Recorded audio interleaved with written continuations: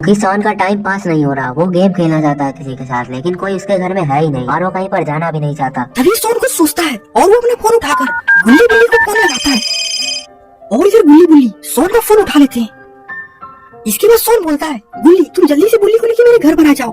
आज मुझे तुम्हारे घर पर आने का मन नहीं कर रहा है, इसलिए तुम लोग आज मेरे घर पर ही आ जाओ। हम लोग आज रात भर दबाकर गेम खेलेंगे। गुल्ली बोलता है, ठीक है सोन, मैं अभी बुल्ली को लेकर तुम्हारे घर पर आता हूँ, आज तो मजा ही आ जाएगा। इसके बाद गुल्ली फोन रखता है और बुल्ली से बोलता है, बुल्ली चलो हमें सोन के घर जाना है गेम खेलने के लिए। क्योंकि वो यहाँ पर नहीं आ सकता, इसलिए हमें उसके घर पर जाना होगा। इसलिए जल्दी से तैयार हो जाओ, अब मैं यहाँ से जाने की तैयारी करने वाला हूँ। इसके बाद दोनों जीप में जाकर बैठ जाते हैं और फिर गुल्ली जीप को स्टार्ट करता है और वहाँ से निकल जाता है। और इधर सोन भी घर के बाहर आ चुका है और गुल्ली बुल्ली के आने का इंतजार कर रहा है। और तभी गुल्ली बुल्ली भी वहाँ पर आने लगते हैं। सोन गुल्ली बुल्ली को आधा देखकर पेड़ के पीछे जाकर छिप जाता है और तभी गुल्ली बुल्ली भी सोन के घर पहुँच जाते हैं। गुल्ली जीप को साइड में लगाता है और दोनों जीप से उतर जाते हैं। जीप से उतरते ही दोनों सोन को आसपास ढूंढने लगते हैं, लेकिन तभी सोन अचानक से गुल्ली के सामने लाकर पागल की तरह चिल्ला देता है, जिससे कि गुल्ली डर जाता है और सोन को एक लात मार देता है। एक लात पड़ते ही सोन वहीं पर गिर जाता है और उसका मुंह लाल हो जाता है। इसके बाद सोन खड़ा होता है और वो लड़खड़ाने लग जाता है और तभी लड़खड़ाते लड़खड़ाते वो गुल्ली से बोलता है, और वो गुल्ली से बोलता है, गुल्ली तुमने मुझे क्यों मारा? गुल्ली बोलता है, ये कुत्ते की तरह तुम चिल्लाओगे तो मुझे तो डर लगेगा ही, और तुम तो जानते ही हो कि मैं कभी कभी डर के मारे इधर उधर हाथ पैर चला देता हूँ, तो मैंने ऐसे ही तुम्हें भी मार दिया। मैंने सोचा कि ये कोई जंगली जानवर होगा। गुल्ली बोलता है, ठीक है चलो अब ऊपर चल के कंप्यूटर में गेम खेलते हैं। इसके बाद तीनों मजाक मस्ती करते हुए घर में आ जाते हैं। घर में आते ही पहले बुल्ली 8 से 9 बजे तक गेम खेलता है और सोन अपनी पारी का इंतजार कर रहा होता है। इसके बाद फिर गुल्ली की पारी आती है और वो भी 10 बजे तक गेम खेलता है। और फिर जब सोन की पारी आती है तो वो 12 बजे तक दबा कर गेम खेलता है। और इसके बाद तीनों वहीं पर सो जाते हैं। तीनों गहरी नींद में सो रहे होते हैं। लेकिन सोन को नींद नहीं आ रही होती, लेकिन तभी सोन सोने की कोशिश कर रहा होता है और सो भी जाता है। करीब रात के 3 बजे सोन की आँख खुलती है और वो अपने आप को किसी रेगिस्तान टाइप के इलाके में अपने आप को पाता है और वहाँ आसपास बहुत सारे पिरामिड भी होते हैं। सोन देखता है कि गुल्ली बुल्ली तो उसके पास है ही नहीं। इसके बाद सोन उठता है और ताबूत को देख के गहरी सोच में पड़ जाता है।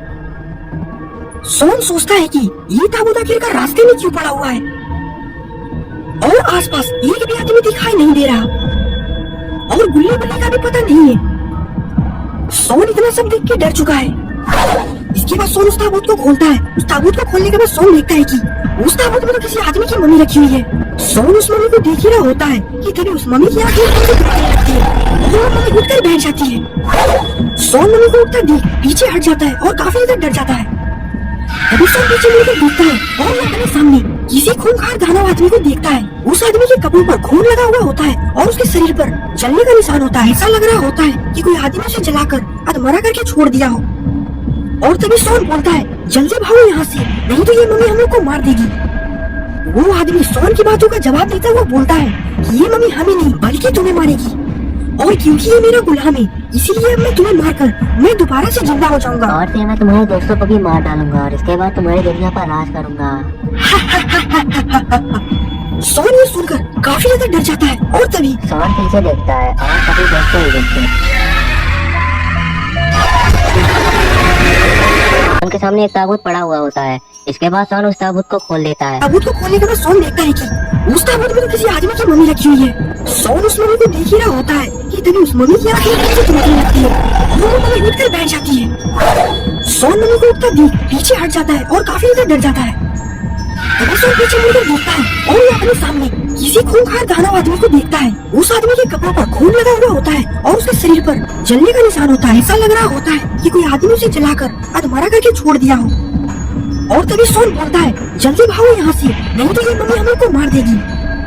वो आदमी सोन की बातों का जवाब देता हुआ बोलता है कि ये मम्मी हमें नहीं बल्कि तुम्हें मारेगी, और क्योंकि ये मेरा गुलाम है इसलिए अब मैं तुम्हें मारकर मैं दोबारा से जिंदा हो जाऊंगा। और फिर मैं तुम्हारे दोस्तों को भी मार डालूंगा और इसके बाद तुम्हारी दुनिया पर राज करूंगा।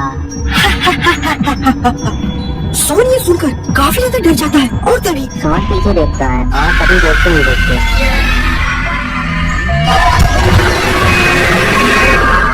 मम्मी सोन पर हमला कर देती है और सोन वहीं पर बेहोश हो जाता है। सोन के सर से काफी ज्यादा खून निकल रहा होता है और ये सब कुछ वो आदमी देख रहा होता है और वो जोर जोर से हंस रहा होता है। असल में इस आदमी का नाम फ्रेडी है, जो कि हमारे दुनिया में आने के लिए किसी की बलि चाहता है और अब शायद इसके बलि का बकरा सोन बनने वाला है। थोड़ी देर तक हंसने के बाद फ्रेडी मम्मी से बोलता है, मम्मी तुमने बहुत अच्छा काम किया है, अब बस इसके मरने का इंतजार है। जैसे ही ये मरेगा इसकी दुनिया में जाने का रास्ता हमारे लिए खुल जाएगा।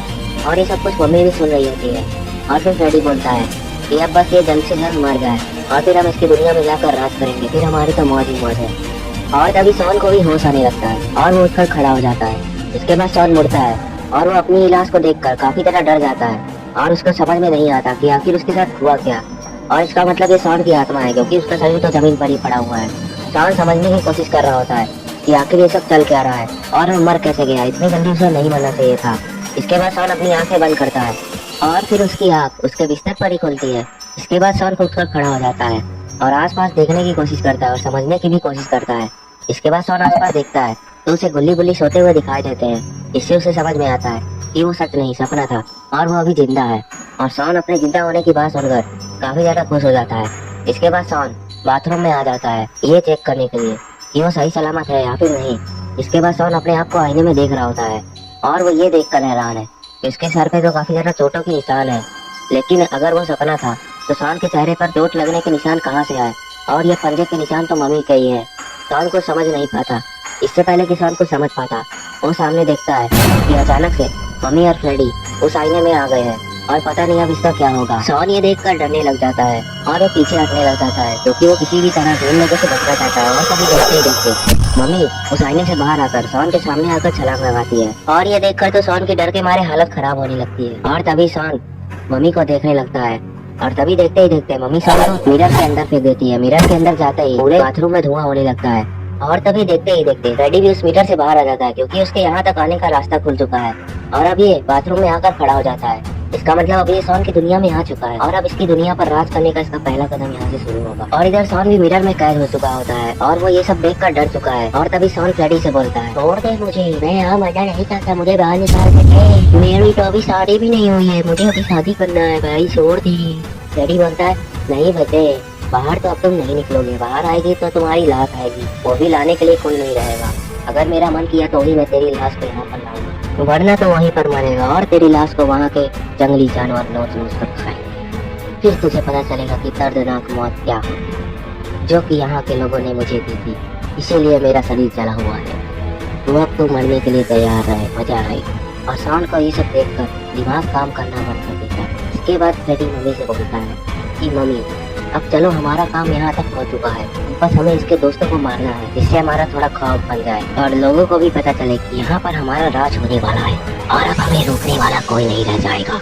मम्मी इस बात को सैल्यूट करती है, वो भी एकदम गधों की तरह। इसके बाद ये लोग गुल्ली बुल्ली के कमरे में जाने लगते हैं और इधर गुल्ली और बुल्ली भी आराम से घोड़े गधे सब पीस कर सो रहे होते हैं। ये लोग काफी ज्यादा गहरी नींद में हैं और इन्हें इस बात का पता भी नहीं है कि सोन के साथ क्या क्या हो चुका है। पहले वो सोन सपने में फंसा और इसके बाद अभी वो मिरर में कैद है और पता नहीं इन लोगों को ये बात का पता चल भी पाएगा या नहीं।